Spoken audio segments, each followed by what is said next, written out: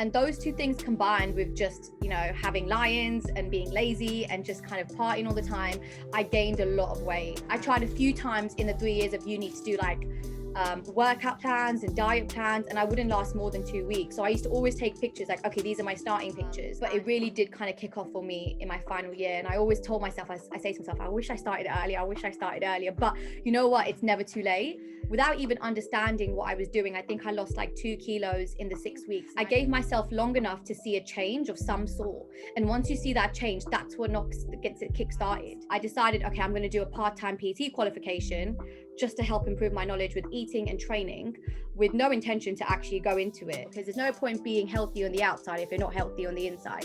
Things are going to get thrown at you, and it depends on how mentally strong you are to overcome those issues without hindering your own progress or hindering what you're doing in life at the same time.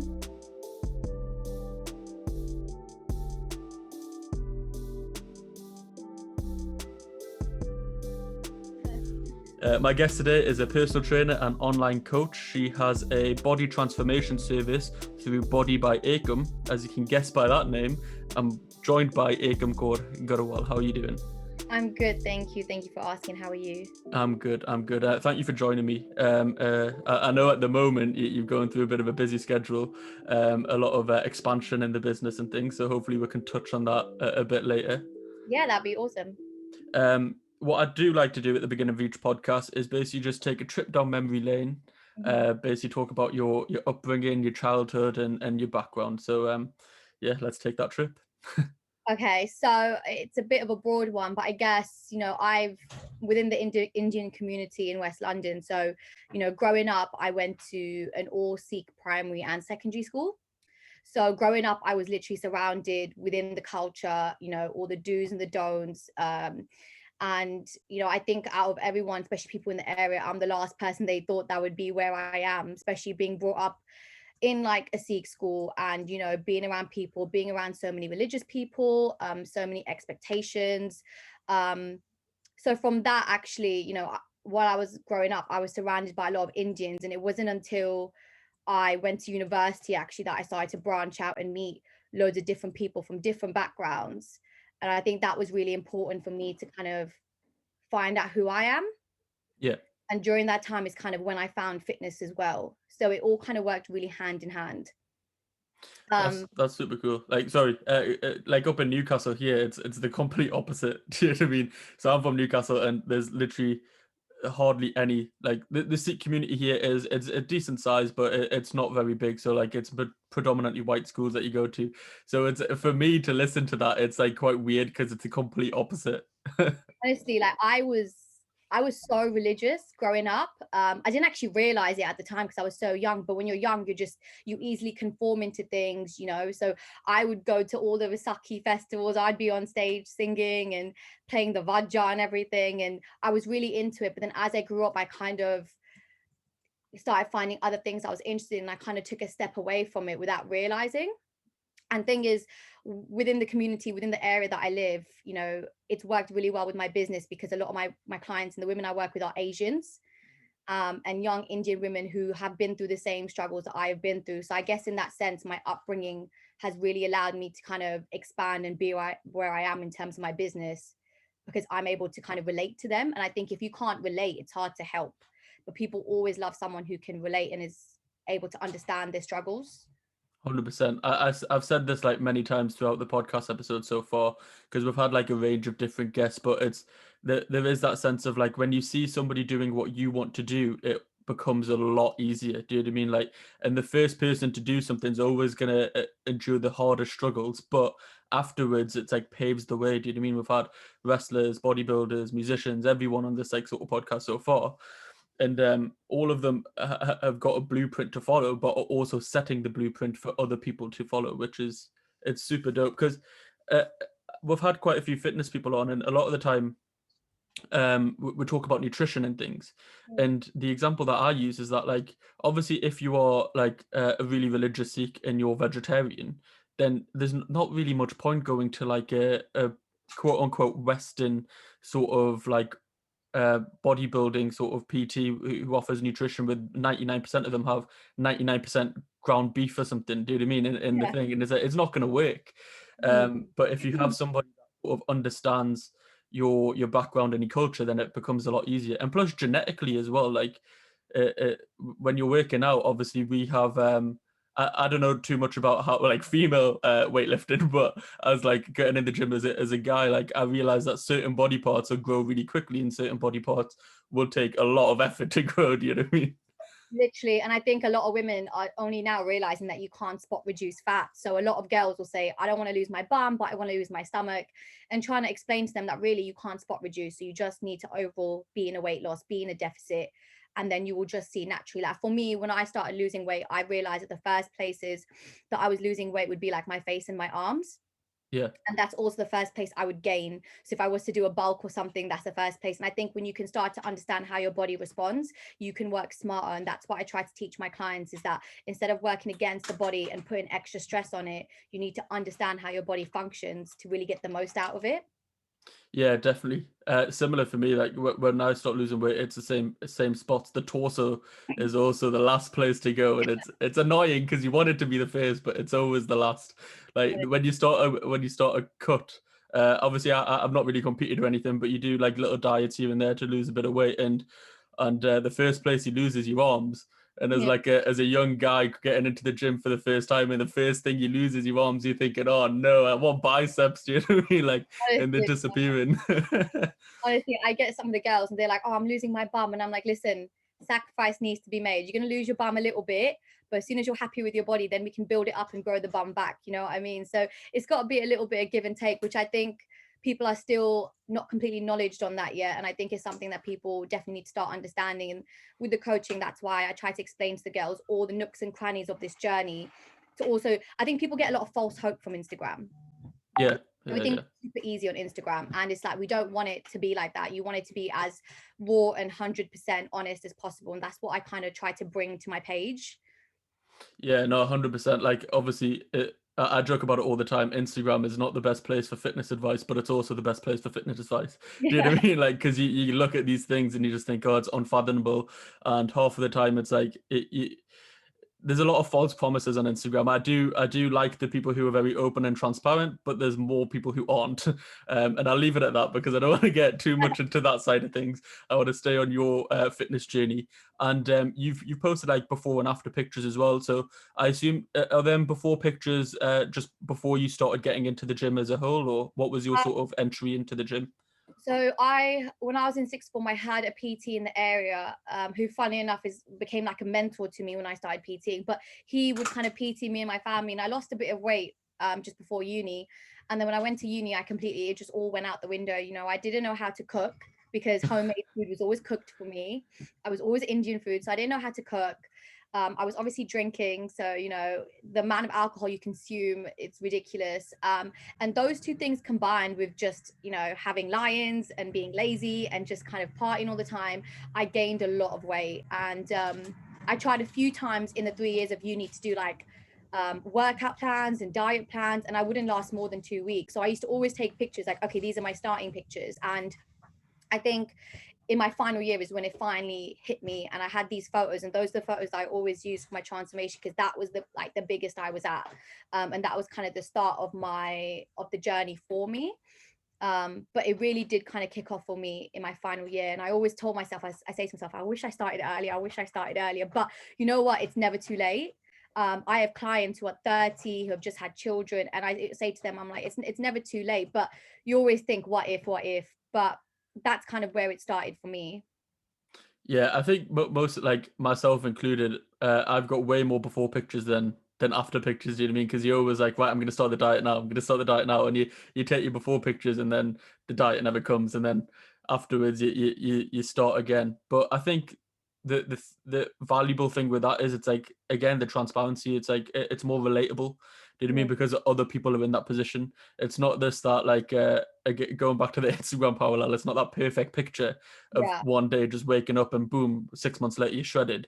No, there Yeah. is like, it's a person behind it. Do you know what I mean? There's a person who's very relatable in what you've just said. You said that you've already had like a sort of introduction to the gym, but you obviously got serious like last year at uni. What sort of what sort of introduction did you have to the gym, and then what changed afterwards? Like, is in actual training wise and nutrition wise and things like that. So what happened was I was at Pure Gym, and I went to the gym just to train, and they had this offer on, and I think they still do it now, but it used to be called Pure Loser back then. I think Right. it's called like Pure Lifestyle now, because but it was called Pure Loser, and it was like this 6-week program. And I was just walking past the gym, and I saw it on a table all laid out, and it was £20 for 6 weeks. And I was like, obviously, me being a student, I was like, okay, that's cool, that's affordable. Like, why not? Let me try. And it was just basically they would sit down with a group of members, and each on like once a week you would sit down, talk about food, talk about exercise. They would do your weigh-in, and you would just kind of track food. And I didn't really know what I was doing, but I went to the meetings, I did the weigh-ins, and without even understanding what I was doing, I think I lost like 2 kilos in the 6 weeks. And I thought, oh, like I don't even know what I'm doing. I'm just whatever. And then it just kind of stuck, because I think I gave myself long enough to see a change of some sort. And once you see that change, that's what gets it kick started. Yeah. It's the phase between getting started and seeing progress that a lot of people fall off. So and that's the most delicate process of the journey. You need to just wait and power through. And when you see that progress, it will then become like addictive. Then you don't want to lose that. And that's kind of where it kickstarted. But then what happened is I didn't have any knowledge. I didn't have anyone to coach me.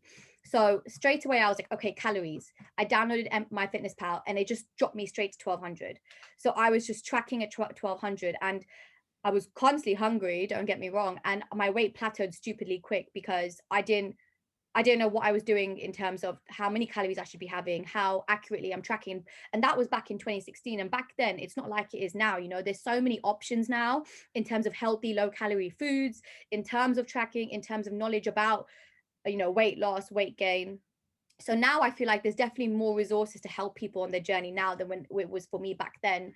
And what I did is soon after that, a couple months after that, I got my first online coach. And from there, I realized how important it is to have the accountability of a coach. And I just kind of kept it going. It wasn't a consistent and linear journey. It was very up and down, but over those months there was progress made. People started to notice it. I was noticing it in my clothes, and when I kept seeing that, it was what motivated me. And that was the longest thing I'd ever stuck to in my life. And Yeah. without realizing it or expecting it, it really just became a part of my lifestyle. And even, I never thought I was going to be self-employed or be a PT. I'm the laziest person ever. Like when I was in school in PE, I would sit there and be gossiping when everyone's playing football. Like it wasn't for me. But I think that's why it's worked so well, because I'm the last person everyone thought would be where I am.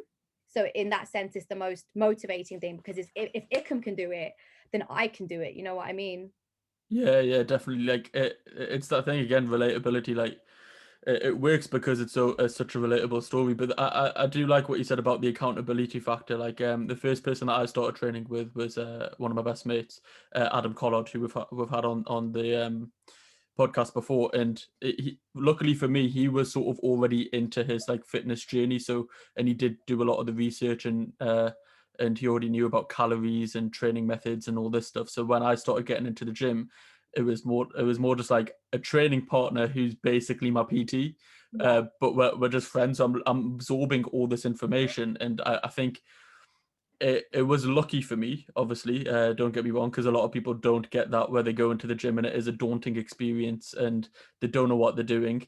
But the amount of like learning that I did straight away was like calories and macros and how again, MyFitnessPal was the first thing that I downloaded as well.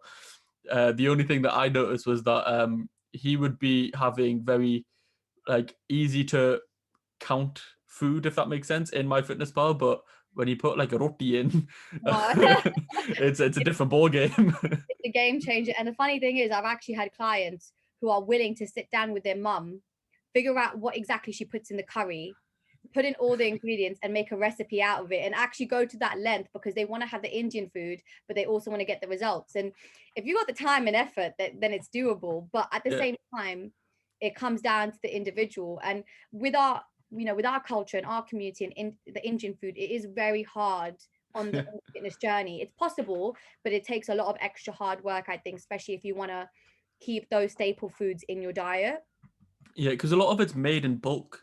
Do you know what I mean? It's a lot of it's made in bulk, and then you have to portion afterwards. So you don't know what, like, how much of your portion is and things like that. Because if you haven't, say, like, okay, any kind of dal, yeah, you'd have to like put all the recipe in as the full like patilla, and then afterwards have to break it down into portions, and it is harder like that. But there are people who are doing it. Like one of the first people I had on the podcast was Azad Singh, and he's a vegan PT. But his whole like thing is he implements Indian cuisine into his in his clients' diets. And I think it is important because obviously, like when I was growing up as well, like there is that stage that you sort of rebel, I guess, if you want to call it that, where you sort of like go away from the culture, and then maybe later on you sort of value certain things and you try to get back into it and things. So it is like it is a weird one. Um, how long was it from you getting into taking it seriously, like at the end of uni, to your competition that you did? Oh wow. I would say 4 years. 4 years. Right. I never had the intention to compete when I started. It was funny because I had a friend who was into fitness, and she's the one who would show me videos of bikini girls posing. Yeah. I'd watch it and I'd be like, oh, cool, cool. But I never really deeped it or thought that's what I wanted. It wasn't until I got deeper into my fitness journey, when I had become a PT, that I was like, I want to compete. But then I said to myself, and I promised myself I wasn't going to compete until I was physically and mentally ready for the challenge. Mm-hmm. I knew if I competed, that would be the biggest achievement in my life, more than my degree or anything else, because the discipline it takes is so hard, and things will get thrown at you. And you have to basically, and a lot of women and a lot of people will, and I see it in my clients, that we will go to food for comfort when we're stressed or upset or angry, like, and especially with women mostly as well. So it's like teaching yourself the discipline to not rely on food when you are stressed out or angry, and things are going to be thrown at you in life, no matter what you're going, like no matter what you're doing with competing or fitness or buying a house or whatever it is, things are going to get thrown at you, and it depends on how mentally strong you are to overcome those issues without hindering your own progress or hindering what you're doing in life at the same time. Yeah, definitely. Like it is it I can't fathom how people compete, because the amount of like the levels that you have to go to is in calorie deficit wise. Like the yeah, I can't fathom it. But I like talking to people who have accomplished it, because then I get like a little insight into their brains. But Yeah. it is crazy. So in between, like obviously them 4 years, you've decided to become a PT as well. What led to that sort of decision? So I finished my final year, and I had this fear in my head, and I was like, oh my God, I'm going to be unemployed for ages when I graduate. Like I'm going to struggle to find a job. So as soon as I got my results, I was just applying. And I actually kept telling myself I don't want to do sales. And then I fell into like a sales job as an account manager. And I was quite settled, obviously, at that point, because for me, it was just to get a job, and I was enjoying it. I had a coach at the time who actually probably wasn't the best coach for me at the time, because he was a massive bodybuilding prep coach, where I wasn't at that place at that point, funnily enough, and I am now. And I had a strict meal plan in my 9 to 5 corporate job. I used to have 5 meals a day, and eat at different times, like eat at 10 a.m., eat at 4 p.m., eat at lunch. And when I was at that job, I was talking to a few of my colleagues, and I just kept thinking, I want to increase my knowledge. I want to increase my knowledge. And I decided, okay, I'm going to do a part-time PT qualification just to help improve my knowledge with eating and training, with no intention to actually go into it.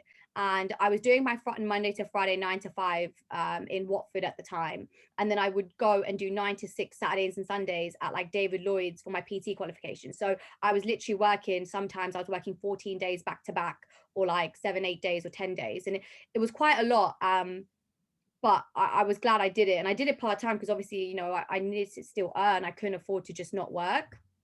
And then things changed at my 9 to 5 in terms of management, and I just realized how unhappy I was. And I just thought, I need to take a plunge. I need to do something. I'm just so unhappy in this job. And I was applying for other jobs. And then I went to the gym, and one of the PTs at the gym was like, why don't you just apply here as a PT? And I remember I was sitting on the bike doing my cardio, and I was like, no, I don't know. And he was like, just apply. I'll help you. Like, I'll sort the job out with you. I know the manager. And then I just took the plunge, and I decided to quit my job. And I just thought, you know what, because I had people asking me for tips and advice, because at that point I'd lost a good amount of weight. So I already had some form of transformation, and I thought maybe I can get clients, like let me try it. So I thought, right, I'm going to give myself 6 months. I'm going to give this everything I've got. I'm not going to do some part-time stuff. I'm going to go in full swing, everything I've got. 6 months time, if it doesn't work, I'll leave and go back to the corporate world. But this is my shot, so I got to give it everything I got. And that was like Jan 2018. So what, 3 years later, and you know, I've got about 100 clientele. I've got an assistant. We are hiring a PT, and we're trying to grow the team. So actually, it was the best decision I'd ever made, actually. But at the time, it was literally winging it. Yeah, well, congratulations to you for the growth, Thank and the success. But yeah, definitely like taking that risk is sometimes it's worth the reward, but when it is, it's so much sweeter. Do you know what I mean? Like, because you're not doing the sort of unhappy job, you're doing something that you love, and you're obviously making an income from it as well, which is it's like a double whammy, and you get to help people. There's a lot of people that obviously, as we were saying, are uneducated and on nutrition and fitness, and it's not their fault, because obviously their world doesn't revolve around it. They just want to be healthy and things, and it's easy to fall into the traps of like this commercial industry of fast food and things. It's a lot cheaper to be unhealthy than it is to be healthy. It's a lot more Yeah. convenient as well. Do you know what I mean? So, but no, that is really good. So when you're training as well, like, because you're doing a weight loss journey, I assume that you're training purely for physique then, like not trying to grow numbers in terms of lifts and things, or do you try to balance both? So no, it was just kind of aesthetic goals at the time. And then during last year, I did my first ever bulk. And I needed a passion. I spoke to my coach and I said to her, listen, I want to try these compound lifts. I want to get strong. I want to try something else, because with lockdown and how it was affecting everyone, I felt lost with the goals. And Mhm. at that point, we decided maybe not to compete because all the shows got cancelled. So at that point, I was like, I need a focus. And I just started doing compounds. I started doing deadlifts, sumo deadlifts. I was practicing pull-ups every day, and I was lifting numbers, and I was like, I need to lift more than my body weight. I need to lift more than my body weight. And I started doing that for a while until we started prep for show. Then things changed a little, because strength obviously decreases as you drop the food down. But I had a phase where I was working on strength. And I always say to my girls as well, to feel strong is completely different to feel skinny or to feel slim. Like, it's all well and good to feel amazing in your body, feel confident and all of that, but to feel strong is something different. And everyone should experience that, because to do a lift, and let's say I weigh 50 kilos and I do like a 60, 70 kilo lift, I'm going to do that, smash out the reps, and I'm going to think, mind my language, but like, fucking hell, like, Yeah, yeah. that is sick. And as well, the hype up of it, especially when the best song is on, you've got your friends around you or your training partner, and you have that lift, and when you get that lift as well, it's a sick feeling. Nothing can compare to it, and it's a different feeling to, you know, hitting your weight loss goal or having an awesome transformation in photos. But it's something I always tell my girls that they need to feel, because it's a feeling that every woman should feel. And I've thought about what will happen after bodybuilding and what I want to maybe go into as well. So there are options in case later down the line bodybuilding isn't for me anymore, and I reckon I would move away from aesthetic goals and focus on strength potentially. Yeah, it is. There is something like good about looking at yourself in the mirror in a skinny form and just thinking, oh yeah, like yeah, because it's a different type of discipline, but it's different to also to get like them big numbers as well when he lifts. Funny thing that he says, I used to when I used to train, I have got like a playlist of basically just like bass drops, just so many beat drops. Do you know what I mean? Like, and then I'd always just have my headphones on in the zone. As soon as the beat drop comes, boom, there's my lift done, and you feel absolutely amazing. I think everyone has their own little playlist, like a couple of songs that just get them in the mood. 100%. I remember I had one PT client who asked me if I can play Bhangra music in her session, because she prefers that. So she would come with her own playlist. And I was like, you do you, boo. If that's what you want, I'm down. So I think when you got the right music and the right setup, it definitely helps in terms of your mindset for it, because you need to have your head in the game when you're doing these lifts. You can't be, when I have clients for PT and they're chatting away, I literally have to say to them, listen, do your set, then tell me, because I need you focused on your breathing, on your form, and the mindset that you need to push. Yeah. So your head has to be in the game with these things. So whatever that is that you need to do to get that, that's number one. Yeah, 100%. Like, it is such a mental thing, isn't it? Like, I was speaking to, I think it was Mr. Satman, and he's got a podcast as well, but he's really into fitness. And he was saying it's like a form of meditation.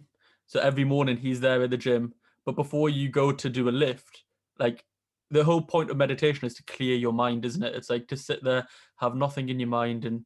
But when you think about when you're going to do a heavy squat, for example, nothing else is in your mind other than getting this bar back up. Do you know what I mean? Yeah. When you take it off the rack and you're going down, nothing else. You're not thinking about the show that you're going to watch tonight, or what's for dinner, or the heating's on or something. Your sole thinking, or your sole mindset is basically like, I need to get this back up. So and when he said that, I was, it is like a nice little parallel, isn't it, is to think about it in that sort of perspective.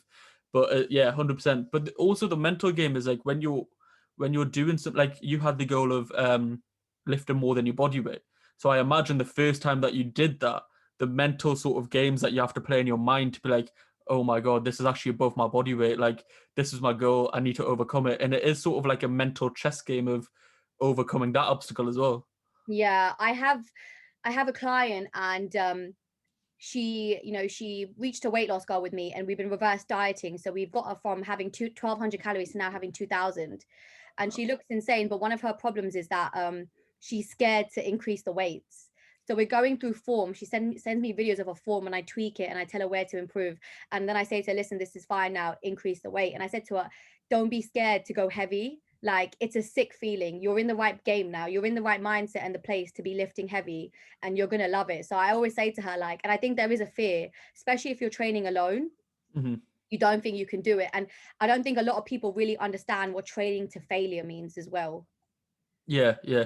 Nobody wants to hit failure, like, Yeah. because it is a scary thing, especially when you're training alone on certain movements like your squats and your benches. Because there's been times where I've been in the gym alone and I'm benching and just there, it's just on my chest. I'm like, well, what do I do now? Like, obviously, I don't put the clips on the end, so I'm just like shimmying to one side to You're the one of other. those guys who doesn't I'm put one of I'm one of those guys. Well, no, because when you train alone, like you sort of can't. But I do have that similar experience to your client. Is it's not just increasing the weight, it's certain numbers for me. So Yeah. like when I deadlifted 100 for the first time, I had that feeling of like, oh, it's a big number.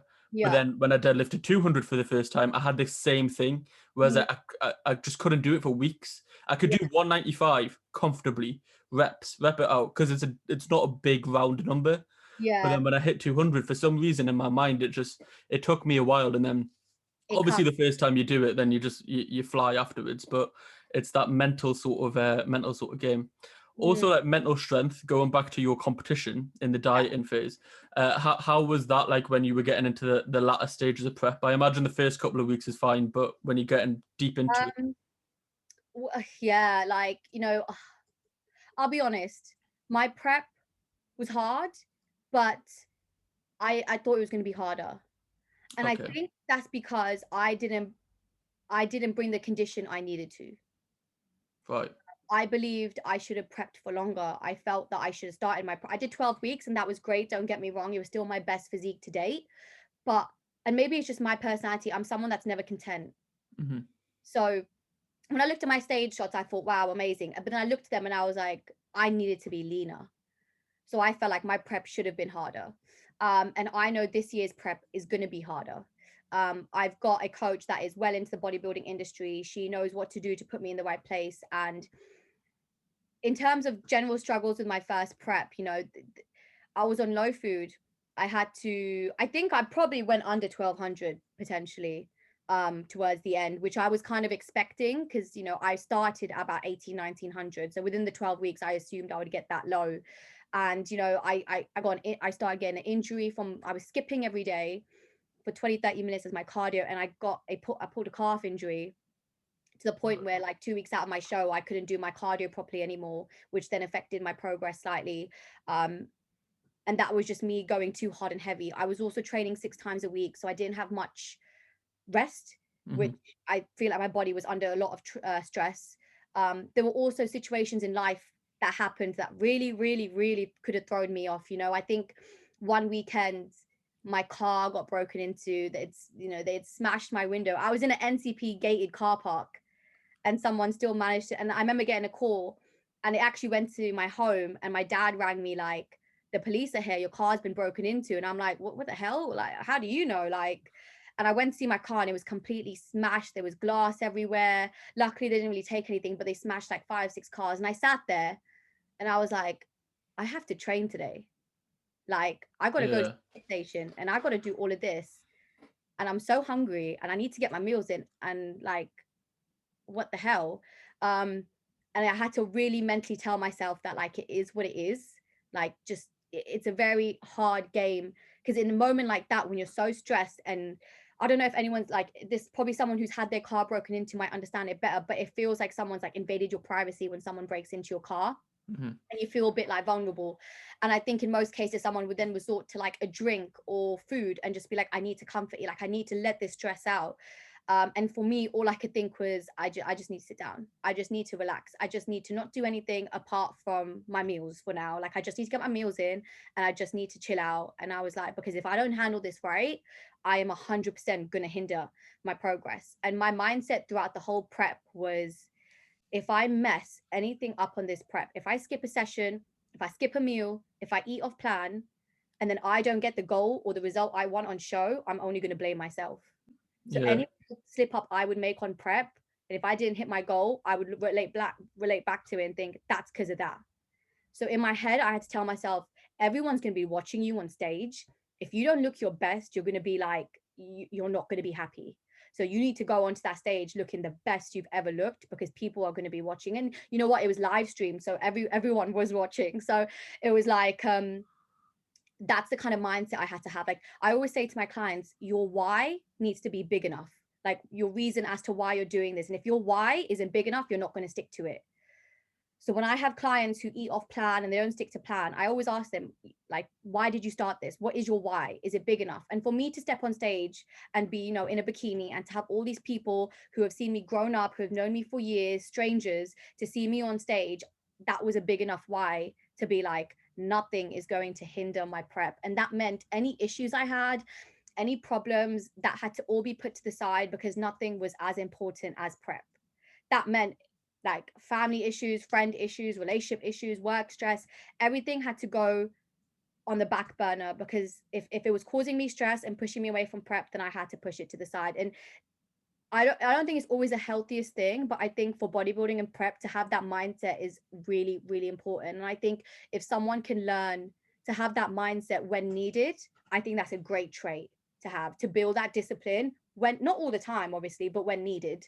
I think that's a great trait to have for character development as well, to have that mental discipline, to know what's important and when it needs to be number one priority, and then doing what it takes for it. And that goes into all aspects of life, whether that's going for your career goal, whether that's going for promotion, whether that's trying to hit an all new like record on your running or jogging or whatever it is. If you have that mindset, it will get you very far. But then building that mindset takes time. Yeah, 100%. I think like if you can sort of build that like switch in your head when you can just flick it on and off whenever you need to, then Yeah. it's such a valuable asset, like in any circumstance, like you've just said.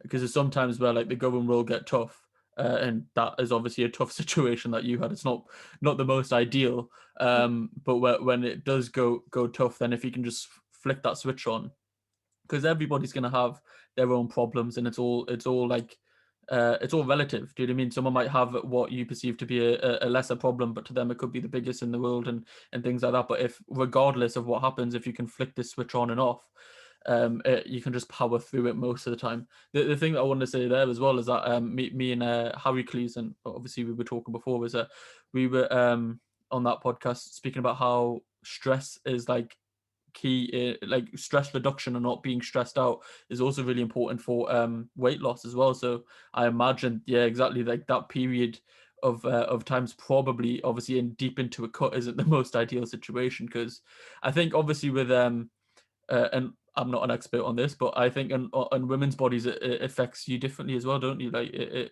stress can sort of retain a lot more. Yeah, go on. Yeah, yeah, 100%. And the women's hormones are so important to get right and keep in an optimal level. You know, a lot of girls tend to lose their periods during prep because your Yeah. diet is so low.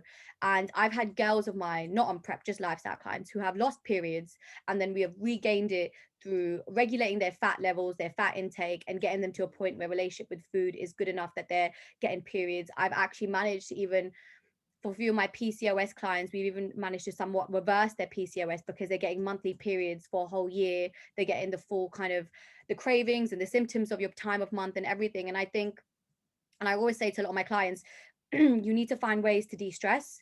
And one question I ask everyone on their weekly check-ins is, how are you dealing with your stress management? Yeah. Finding what works for you. And there's loads of different ways, don't get me wrong, but I think reflection is key. And I think you need to ask yourself, how are you dealing with your stress? And if you're not asking yourself that, you're not tackling the problem. Yeah, it is really important in fitness and health in general. You don't realize how much a part it plays. That even to like sleep and things. If you're stressed, you're not going to have a good amount of sleep at night, and then that's going to hamper your recovery. And it's like it's a knock-on effect. I'm not the most educated on the topic that obviously we've just spoke about, yeah, but I am actually quite interested because you mentioned it there, like obviously the loss of like a period during your and like the effects that it has on your menstrual cycle when you're cutting because of the and the weight loss and the restricted calories.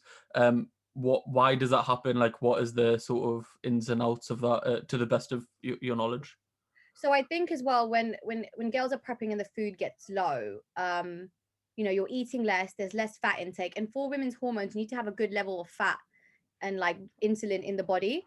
And I think what happens is, and if it's not done by the correct coach in the right way, it's very easy to lose your period because you're dieting massively. There's massive amount of stress on the body. When you're physically stressed, it's very normal for women to tend to have delayed periods when they're under stress anyway. So to be under stress, not just mentally, but physically on the body, taking a toll, because the less food you're having, the more output you're putting. An hour cardio in the morning and then your weight session 4 or 5 times a week, or 6 times a week in my case, it just caused the body to be under so much stress that things stop working as they normally do. The hormone levels aren't regulated. And with that as well, that's how it's very easy to hold water and then have fluctuations. And someone who isn't maybe knowledge might look at the scale and think, oh, you've gained, so let me drop the food again.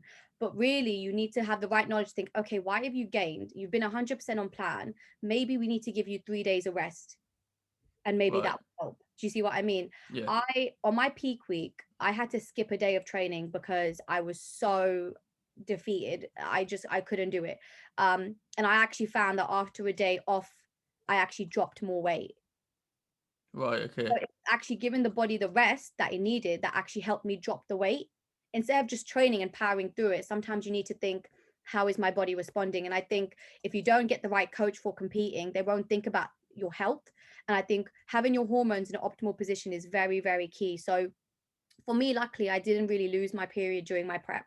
But something that I did do after my show was increase my fats massively, take a really good omega-3 supplement, and slowly but surely ensure that my hormones are regulating.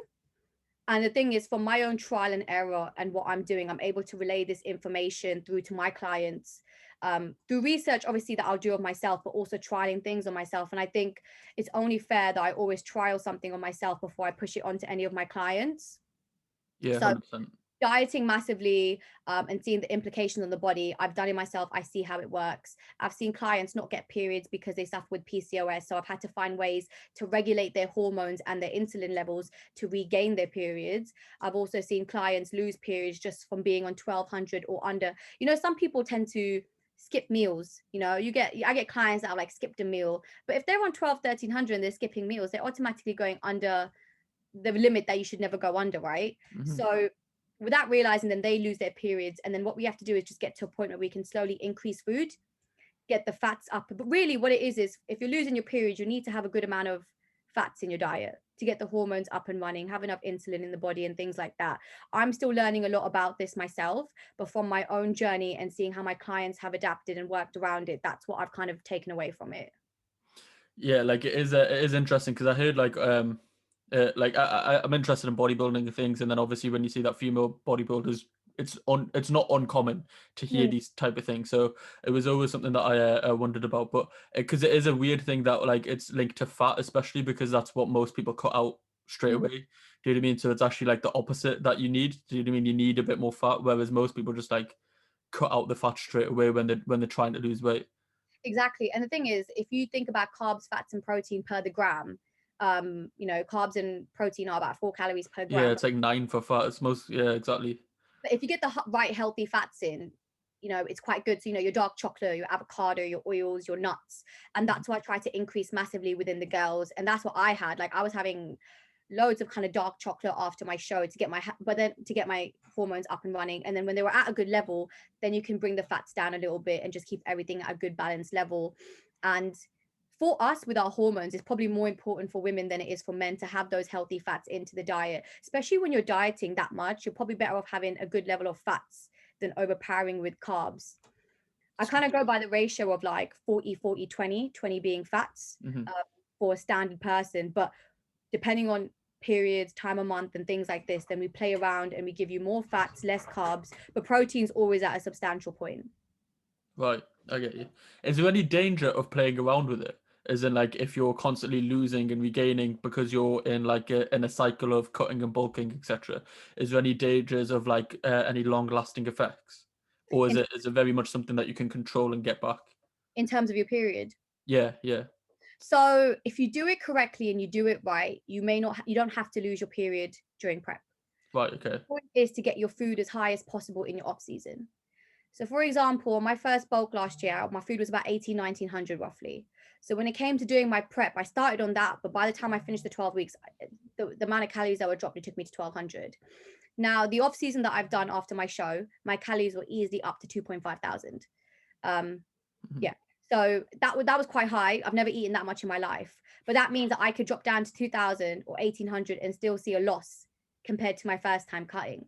So, and what people don't realize, and this is more bodybuilding than like everyday lifestyle clients, but we want to get food as high as possible so that when you diet again, you're dieting on more food. Yeah. So what happens if I get my calories up to 2.5K in my off season, that when I start my cut or my prep, I only have to go down to 1500. That's still a healthier man where you don't need to lose your period. Now, it depends person to person, but that is the aim of the game.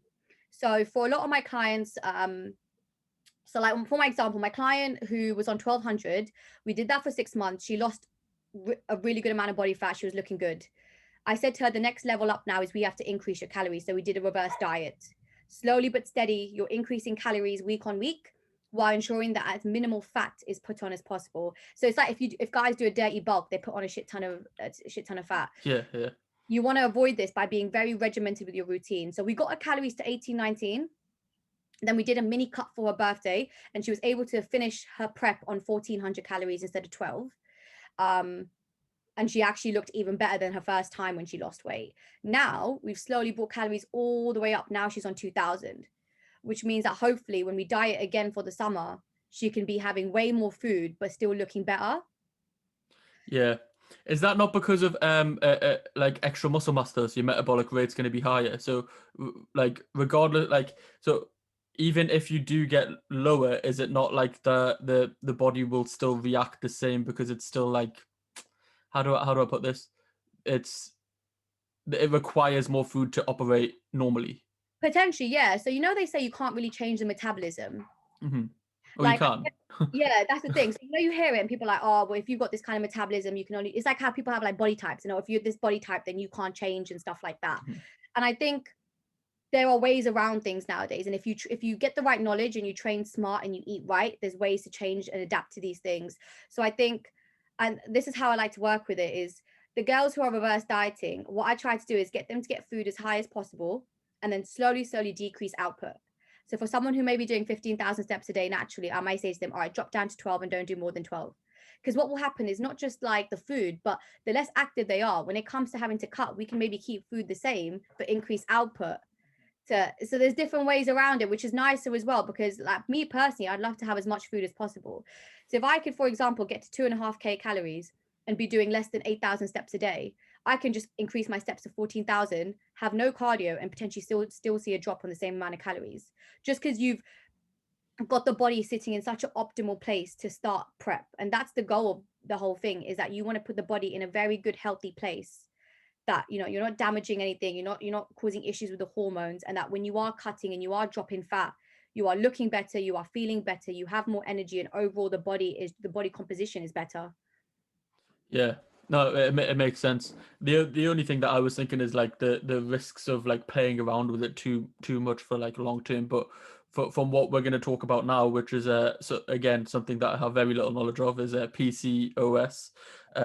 That is the right acronym, I think. I had a little Google around. I seen it on your story a few days ago, and maybe even yesterday. I think it might have been, and got into googling and it's like, so what I found online is that they prescribe medication for this, but you've seemed to uh got some of your clients to have their periods again with just with like diet and messing around with like health and fitness. Yeah, so PCOS is polycystic ovary syndrome, which is very common in Indians, South Asians, etc. It's very common within the Indian community. Now, it is something I'm a little bit passionate about because I feel like it is something that isn't discussed about enough. And I feel like, and I don't mean to cause any offense, but I just feel like when you go to the NHS and you speak to your GP, they just do a piss up job about it, really. The first thing, if you are a person and you go to the GP and, I think I have PCOS, okay, here's a contraception. That's not a fixed method. That is not a fixed method. And I feel like unless you go private, you're not going to get the care and consideration where the doctors are going to help you understand exactly how to tackle this issue. Now, What is it? Sorry, what actually is the like quote unquote issue problem? I don't know the terminology to use here, so forgive me. there's all types of PCOS, but the main one is insulin resistance. So this comes back to your hormones. Okay. So what it is the body is not producing enough insulin. So you tend to have, and different PCOSs will have different kind of issues, different side effects. But the main one that I've seen with a lot of my clients is the insulin resistance one, which comes down to the fact that there's not enough insulin in the body, which comes back down to hormones, regulating hormones. Now, having a regular period month on month kind of gives you an idea that your hormones are in check, your body's regulating, it's acting how it should be, everything is nice and healthy.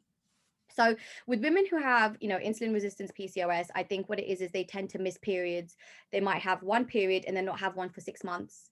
They also might struggle to potentially lose weight. And there are also other side effects such as a lot of hair growth, acne, and other types of things. Now, there's not a lot of research done around PCOS, and a lot of GPs won't go into detail to help you understand what type you have. So most times what they will do is just put you on contraception, whatever pill that is, or might give you something like metformin, which is like, again, a type of prescribed medication that you can take. But what I found through research and through a few of my clients is there are ways to reverse, from what I know personally, the insulin resistance PCOS. There are ways to reverse this. And how that you know that you are reversing it is by getting a regular period, getting the full-on side effects of your time of month. So cramps, bloating, cravings, everything. So if you get signs that you're getting a proper period, that's a really good sign for anyone who has PCOS. And when I have clients join me and they say to me, I haven't dropped weight this week, but I'm getting these cramps, I always say to a lot of my girls is, I don't care about your weight. My main concern is your hormones and that your body is optimal, because there's no point being healthy on the outside if you're not healthy on the inside. So for a lot of my PCOS clients, I get them on certain supplementation, one of it being something like omega-3s or Nordic oil, which are your healthy fats, and other things such as inositol, which are actually not even prescribed. You can get inositol on Amazon, but it's just a supplement that increases insulin in the body. Right. So by even taking natural supplements, that can really help, because what you have to do is regulate the insulin levels again, which is why I don't understand why GPs will then push everyone onto the pill.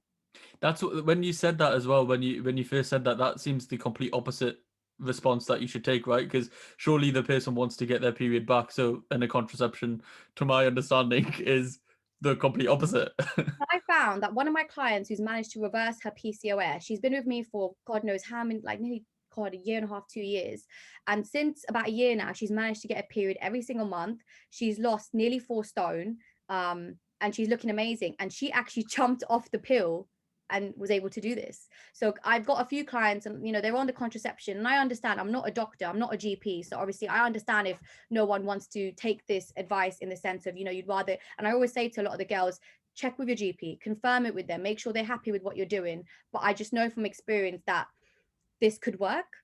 Mm-hmm. And I think what it is the clients who have come off the contraception or aren't taking it and then are doing other things like having the omega-3s or having the inositol, they are the ones who are seeing the difference. They are the ones who are able to see their PCOS reverse.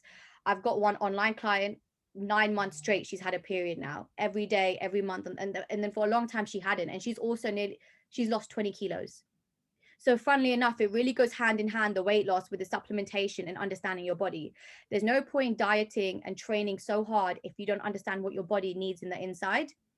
I've had clients where I've said to them, listen, go to your GP, ask for an ultrasound, ask for this, ask for that. Let's do these tests to find out what you have or what type of PCOS. Because like I said, someone might not have insulin, they might have another type. And I had one client who went to the GP and she was like, no, we can't do ultrasounds. Like, why do you want one? And she was like, because I want to know what type of PCOS I have. And then they were like, she had to basically lie and say that she is looking to get pregnant. That's why she needs an ultrasound. Like, she had to lie to the GP just to get an ultrasound because they weren't willing to do it unless she was trying to get pregnant. Is it because like they don't understand because it's not a common thing in the UK maybe, or like in Western countries? It is something that isn't discussed about enough, or even there's, I think there was a petition on the Gov website about increasing research and funding for PCOS and other kind of health issues that women go through. And I think it isn't something that is talked about enough, but I think recently it's starting to build up now, which is great. And without even trying to, I've actually accumulated a lot of clientele who do have PCOS. I've got one girl who we believe isn't insulin resistant PCOS, but we can't find out which type she has because her doctors, like, they're not willing to do the tests. Right. So then what we did with her is started playing with her food groups. So we said, okay, let's try gluten and dairy intolerant. Let's try take the gluten and the dairy out of your meals and let's see how your weight is. And I think that we found that works for her because now her body is slowly dropping the weight. She's not bloated as much anymore. So really what it is you need to just find what works for your body. And it's a lot of trial and error method. Mm-hmm. But what I would say is that for anyone who's going through PCOS and isn't really sure, you need to either go private, which I understand is expensive, but I think is a right move if you really want to change your life. I feel like with private, they care more and they put the effort in. However, if you are going through the NHS, you need to push. You need to push and force them to do the tests. You could do like even glucose intolerance tests and all these kinds of things, which again, the GP was refusing to give my client. And she had to really, really push on it. I know there are home test kits that people can do, but I can't think of it at the top of my head. So in terms of like the PCOS, there is more knowledge coming out now, but it is something that still isn't talked about enough and discussed enough. And I think a lot of people still don't have a lot of knowledge on it. Yeah, it seems like it's basically, and forgive me if I'm trying to oversimplify this, but it seems like the time of the month, the menstrual cycle, is a very good indicator of how your body is working. So if there's something wrong, then you need to find out what that thing is wrong, and then what the thing that is wrong is. I can't even speak English now. So much information overload.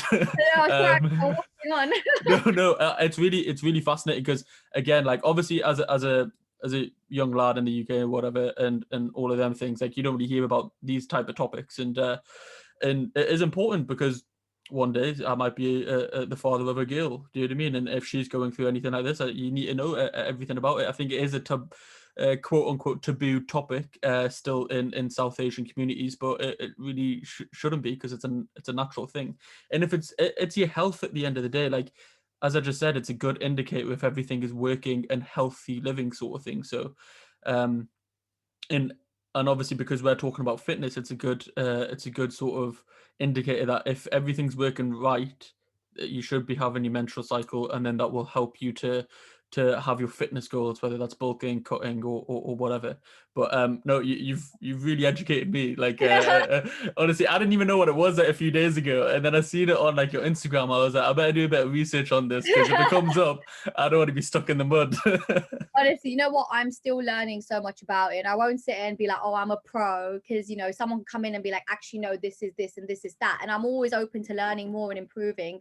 But I think that without realizing, I've learned a lot about PCOS just through the clients that come to me. And for me, like, I put a lot of care in, and I always say to everyone, it's so important we get your period. That is more important than losing a pound a week or losing a kilo. Like, you want to make sure you're healthy and happy on the inside. There's no point looking great if you're not feeling it. And I think that's something that isn't discussed about enough. And I think that's something that a lot of male coaches don't go into detail about. And I think for a lot of women, it's hard for them to open up to a male coach and discuss time a month, discuss periods and all these kinds of things. And I think that's why it's great to have a female coach, because you can get down to the nooks and crannies of these little issues that maybe a lot of women aren't even comfortable to talk about. Yeah, I was going to ask as well that topic there, because when we were talking about relatability at like the beginning of the podcast of like having a South Asian PT because they can relate to your sort of cultural needs, it probably will be a lot more beneficial to have a female personal trainer if you're a female as well, because it's a bit more relatability. It's I'm always hesitant to say that, because then you do sometimes get a bit of backlash and people saying, oh no, like men can train women and women can train men. I'm not saying that you can't. I'm just saying that there's that like extra level of relatability. Do you know what I mean? 100%. And I think, don't get me wrong, now me being in the bodybuilding industry, I've seen some amazing male coaches who do care about the women clients and their hormones and everything, but that has to be a very well established coach. And there's not a lot of them out there, but there are definitely a few, and I know that for a fact. So the male coaches aren't bad. I like to work with women, and I like to work with women coaches who coach me, and I like, you know, I get it. It's just easier to relate, and it does make it more comfortable for the girls, because the topics like this aren't discussed enough, and it's something that's so important in your day-to-day life, and it can hinder your progress a lot without realizing it. So that's why it's so important to understand all these factors, like we discussed earlier: your sleep, your time of month, your stress management. They all play hand in hand together. And I work with women clients, but I actually also have a male client. So Okay, yeah. it's really interesting, because obviously the question I have in my check-ins about when is your next period, obviously I can't answer that. So it's like I don't have that question for him, but it's really fascinating because I work differently with him than I do with any of my women clients. Oh, really? How so? Because like his body responds differently. Mm-hmm. So he's very disciplined, which is awesome, because it's nice to have a client that just sticks to plan 100%. And because he's so disciplined, he can have refeeds where he gets one day of 20-30% extra calories, and he ends up dropping weight the next day. Yeah. And that's not easy to get, especially with women who have their hormones in place and with things going on. It's really hard to get that. But with him, we do a weigh-in, let's say on a Friday morning. His refeeds the whole day of Friday, he gets like 30% extra calories, and then he weighs in Saturday morning and he's dropped weight, even though he's had more food, because his body's responding really well to the food. And it's nice to see someone be able to eat more and actually still reach their goals and drop. So it's actually really interesting, because the approach I would take with him is different to the approach that I take with any of my female clients, because we're very tender. We've got loads of different things that we have to focus on. That doesn't make it as easy to just have refeeds, you know, or do things like this. And as well, the discipline with a lot of women do comfort eat and do things like that. So before we can even try to give you more food, we need to tackle any food disorders and things like that as well, eating disorders. Yeah, yeah. I think it's that difference between like sympathy and empathy. Do you know what I mean? It's like one's like I know what you're going through, whereas the other one's is like, yeah, I can sort of comprehend what you're going through. Like Yeah. there is a slight difference. It's interesting to hear you say about the refeed thing, because I didn't know that was different for women. To be fair, because the research I was doing when I started doing calculated refeeds like a couple of years ago, when I was trying to get like into good shape, was all like I assumed that the research that I did was then just catered for men, which I didn't realize at the time. It could, you know, I reckon when done properly, refeeds can work well for women, but I think it also plays into account that what is it, the time of month, what's Right. going on with their body, you know, have they got PCOS and other things? And I think because for men, it's just easier to understand. Now, I'm not massively educated on training men, but I have got male clients. I've PT'd male clients, and I've also got one working with me online. And I think you can't give the same rule of thumb for men and women. And I Mm-hmm. think with women, you have so many more aspects you need to bear in mind. I have done refeeds with a few of my my female clients, and they have, you know, dropped the next day and stuff like that. But it's a bit more of you have to keep it very structured and set in a certain way just to make sure you get the most from it. So for them, it's like, I have to really say, this is how you need to do it. You got to stick to it to a T and do it like that. So it's interesting to see. I reckon it can work for both men and women, but I think for women as well, we just have to overcome a few other issues, make sure everything is in a good, healthy place before you start giving refeeds very easily. And what I find is as well, something that maybe isn't talked about enough is, you know, eating disorders and how women approach food. And I don't think it makes sense to give a woman a refeed if she's not in a healthy relationship or good place with food. Right, yeah. I Then a understand, yeah. refeed turns into a binge. And so before even that, there's also the idea of tackling any eating disorders and getting your relationship with food in a good place.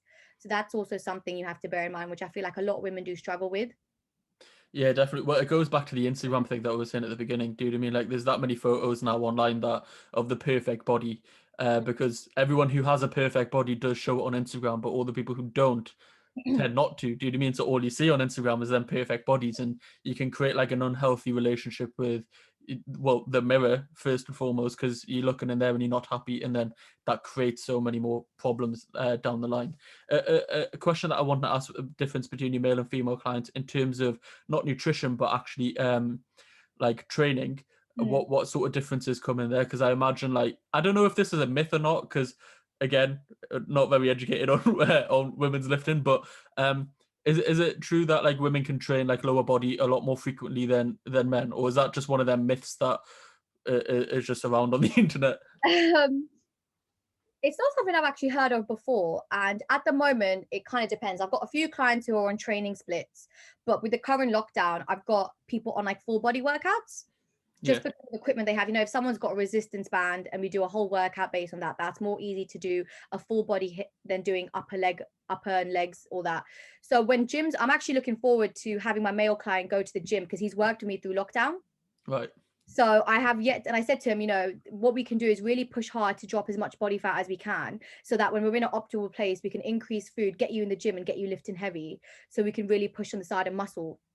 Um, for women though, you know what? I don't know. I actually don't know if I think women can train more than men. I think it comes down to recovery, you know. It comes to recovery and what you're doing. If you're someone that is stretching frequently, if you've got tight muscles and you're trying to do legs 2 days later, you're not going to perform as well, especially if you haven't bothered to go for deep, you know, sports massages, you know, take the right supplementation to help muscle recovery. I'm someone that can be blamed massively for not stretching. I'm quite bad. But one thing I've really focused on this year is having a good stretch routine in place. 15 minutes full body every morning is part of my morning routine now. And I've seen such a massive difference in my flexibility and my mobility and my recovery. So I Mhm. think more than women can do lower body more than men, I think it comes down to their structure and their recovery as well. Food will also play account into recovery too. So it kind of, I think there's a lot of aspects to take in consideration if you were to compare the two. Yeah, yeah. It might have just been one of them things online, like a myth, or maybe because like all you see when women do post on Instagram, the workouts that they do post tend to be leg days and things like to grow the peach emoji. But it might just be one of them things that are of like a myth that I've seen online. Mentioned there lockdown. How's lockdown and training been for yourself? I know you're prepping, so I imagine prepping during a lockdown is probably not the most ideal situation. You know what? It's the best situation Really? because you don't have temptation. Okay, yes, See yeah, what yeah, I mean? true. Obviously I'm very blessed and very grateful for the studio I have in my back garden. It just came out really good timing. You know, when we built it, we didn't know COVID was coming. It just came out a really awesome time. So in terms of training, I've got a good amount of kit to keep pushing. And because nothing's open, one, I'm not getting any FOMO Yeah, because like no one's going out, and two, because no one's going out and no one's drinking and nothing's open, it's very easy to just stick to your plan, stay home and eat clean. And I actually said to a lot of my girls, I'm like, this is the perfect time for you guys to smash your results, because if you kill the next couple of weeks and then restaurants open up, then we can be flexible, then we can have off-plan meals and you can enjoy. The harder you work now, the quicker the results can come, the more flexibility you can have. Because the thing with a lot of people is they can't say no to temptation. yeah, yeah, You're yeah. out and everyone's having shots and they're having wine and you're sitting there with your meal prep, you might give in. Yeah. But you know, it's actually, I think it's a great time to do prep. And I actually have to say, if it wasn't for COVID, I don't think I would have prepped last year. I would have competed last year. Oh, really? Yeah. So How is that? So your competition's gonna happen at the end of mid to end of this year, right? yes, so like September, October, November-ish. Right. Okay. Well, obviously, like recently, we've just had the announcement that everything's supposed to open Yeah. 21st of June or whatever. So hopefully, everything touch wood goes in place in that sense. And obviously, you spoke before about you've bulked up now, so you think you're gonna come in like a lot leaner and in a better physique condition. 100%, that is a plan. Me and my coach both agreed that the condition was not lean enough for my first show. We pushed calories super high. I'm currently doing a mini cut. So I'm doing a mini cut for another 6 weeks. And then after the mini cut, we're going to push food up high again. Maybe have a few off-plan meals here and there. And then I don't know when we'll start prep, but I reckon it'll be, instead of 12 weeks, it might be 16 or 20 weeks Right. prep. But the aim of this is to get very lean, as if I'm like 6 to 10 weeks out from my show, then push up food high, and then start prep. So somehow I'm on more food. Right. Okay. You know what I mean? So it gives the body a mini break, but condition is all, it's like you're over preparing. So sort of like a refeed, but like extended. Yes, it'll be between 8 to 10 weeks where food will be higher. So I'll put in a few foods that I've missed. I have a little bit of flexibility, but condition will still be in a good place that when I start prep, I won't be holding as much body fat. So I should, it's like doing a pre-prep. Yeah. I mean, and actually it's very smart, and I haven't done that before, but I think it's great in terms of us making sure I come stupidly lean this year. And like I'm happy with how my first show went, but like I know what I need to look like this show, and because of that I know the prep's going to be 10 times harder. And now everything's open as well. They better give me a couple weeks in between that I can eat out, because I think they're saying it opens up like May or something, restaurants and stuff. Yeah, I think like non-essential businesses are meant to open on 12th of April, maybe. I mean, I need to go to the barber, honestly. These headphones are covering my hair, yeah? But this is a wild situation right now. It's a struggle. But I think, yeah, if I can get a couple weeks where restaurants are open, I can enjoy a little bit. It will make it easy. But I reckon most of this year I will be dieting and prepping. But it's worth it if I can come away from that show and have a really good placing. So we have like a plan of action in place for the shows to see what we can get out of it. So I need to push really hard on it. Yeah. Are you going to be competing in bikini again? So I compete in wellness. So wellness is similar to bikini, but it's basically bigger legs. Right. That's the easiest way to put it down. So my legs are too big to ever to compete in bikini, I think. But I am competing in natural shows, which means no steroids. Yeah. So that is a lot like interesting with the steroid situation as well. I'm not going to go into the topic because I'm too passionate on it. I'm way too passionate on it. I did my thesis at uni on steroids and things, and like I'm proper. Get to when steroids come up in a conversation, I just start going a bit too much. So I'll not talk about it. But so what are the different categories? So you've got bikini, which is it's similar to like sort of men's physique, I imagine, like the board shorts. No, but like in my mind, yeah, because it's like beach body. And so go on. Yeah, so bikini would be like, it's not an easy physique to get, because you have to make sure that there's a category for each, there's a criteria, for each category.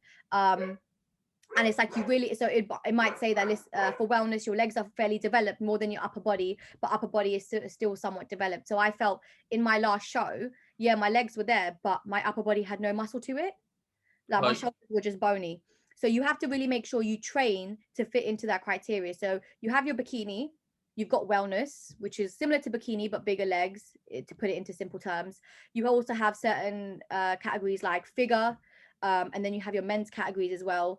But because there's so many federations in bodybuilding, it can go into massive categories. There was bikini wellness and fitness wellness in my last show, which there isn't a massive difference between the two. So I'm changing federations this time around. I'm going with the federation that leads you up to Olympia. Oh, okay. That's dope. I'm going down that kind of route.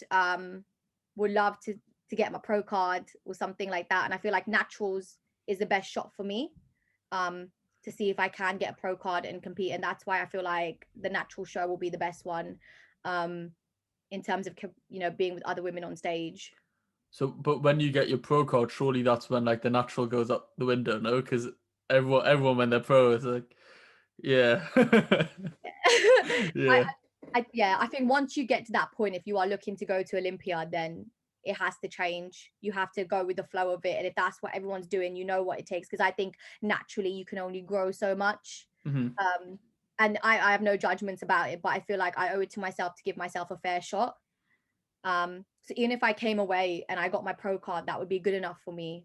Yeah. I'm saying that's cool. And that's why I always think after bodybuilding, what is the next step? Because I'm never going to be content. So maybe after my pro card is about thinking what the next step is going to be. But for right now, I want to get that pro card and get that sword. Everyone gets a sword when they're like an IFBB pro. So.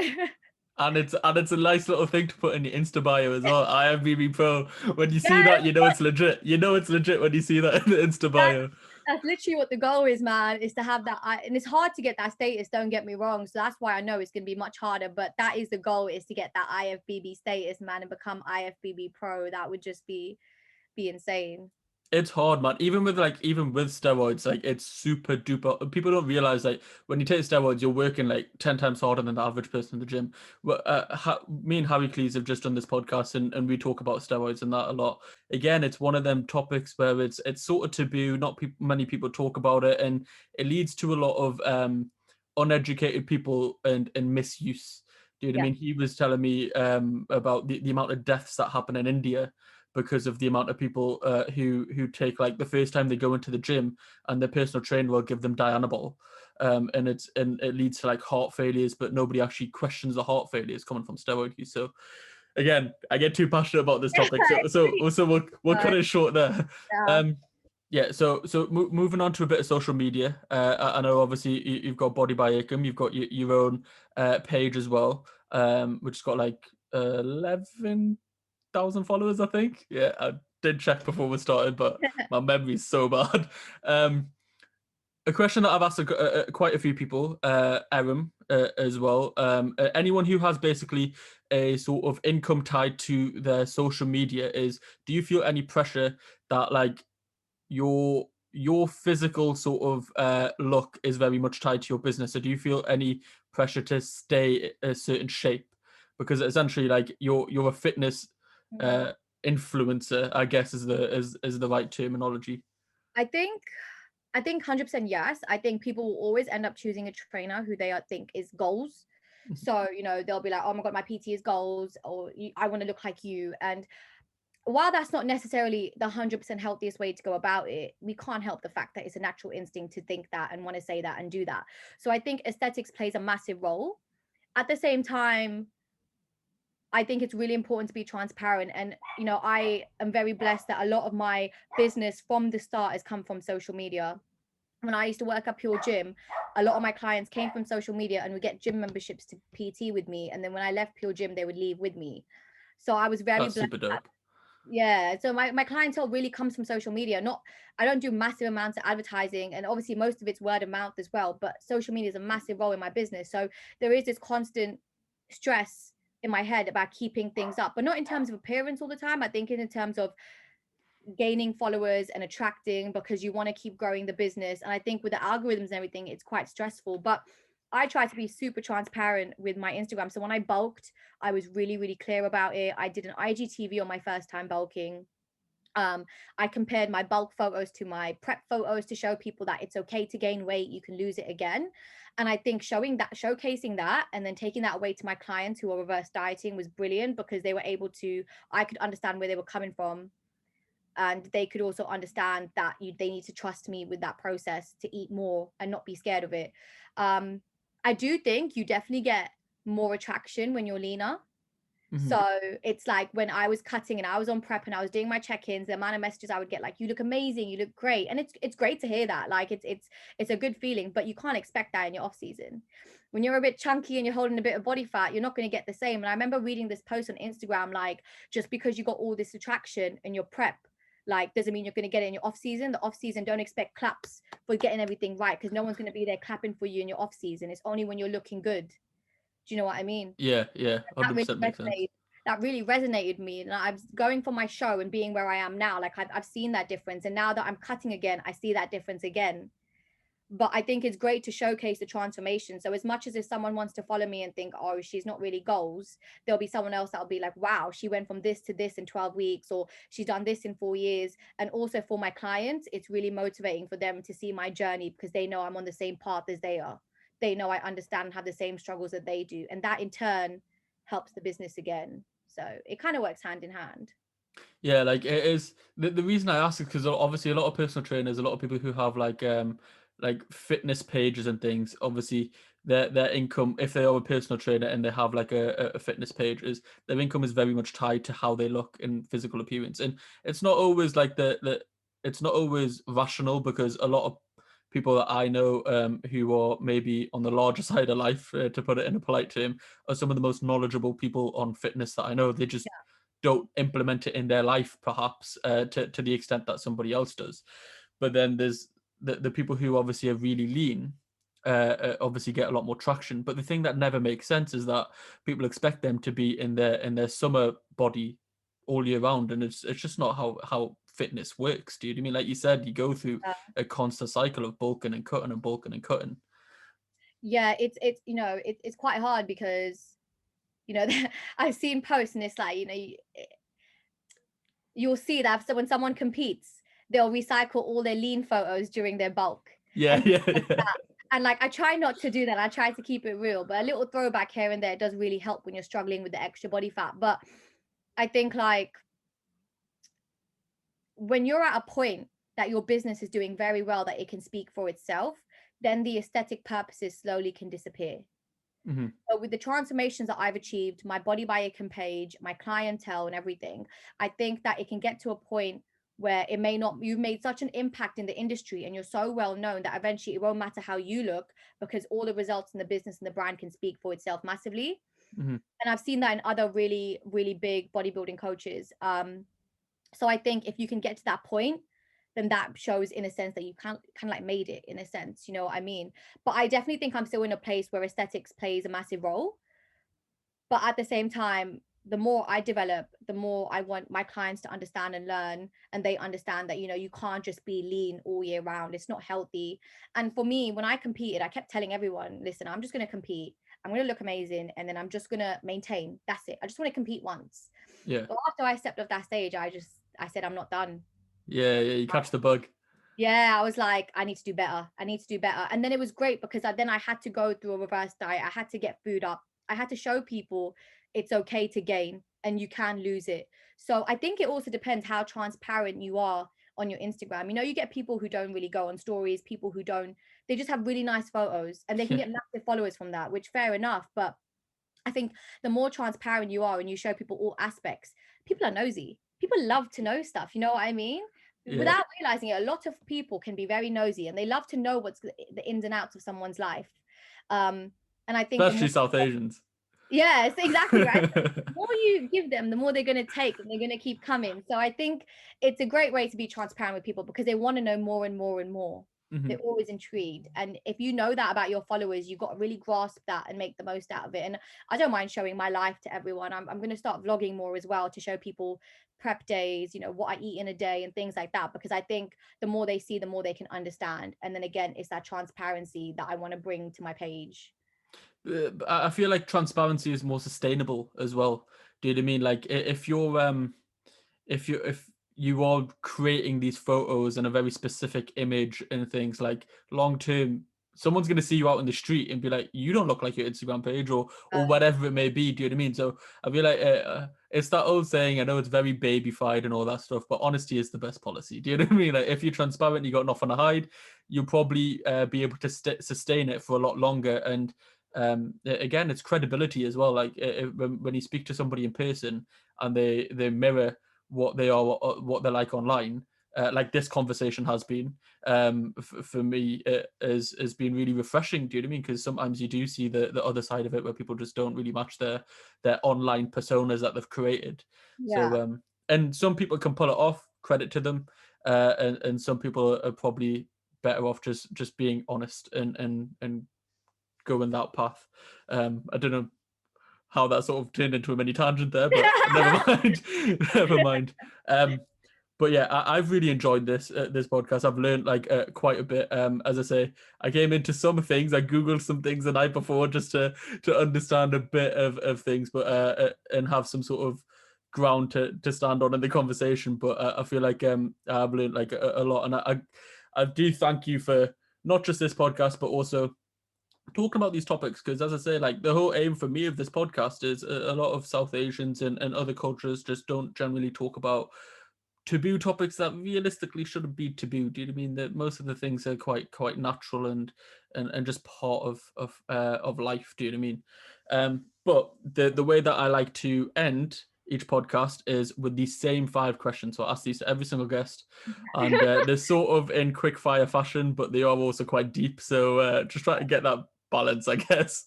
Okay. Right, we'll start with number 1 is, what are you most proud of? Competing and my business. competing and the business. Number 2 is what are you most looking forward to? My next show. Competing and the business. I'm joking. As you can see, COVID just made me so like constantly working. Yeah. It's like you never switch off. But yeah. So when you never switch off, what is your biggest motivation?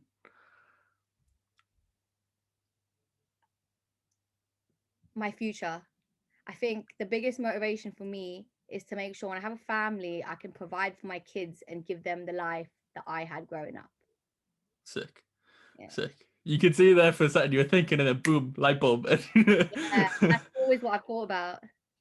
Number 4 is what is your definition of success? Doing what I love. Doing what I love. Last but not least, because it is the KultureKast podcast, how has your culture affected you in your journey thus far? Hasn't been easy. You need to have thick skin, and I'm grateful that I've been able to build that. To compete as an Indian bodybuilder comes with a lot of backlash, comes with a lot of judgments,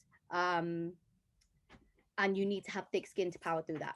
Not everyone's going to understand it. You won't be able to just discuss it freely, you know, to be on stage in a bikini. And I think there's definitely not enough Asian women in bodybuilding, and I think it's something I would love to build up and have some clients actually compete, but it isn't for the weak-minded, if that makes sense. You have to make sure you are ready for some challenges to face with family, with friends, and just the community. 100%.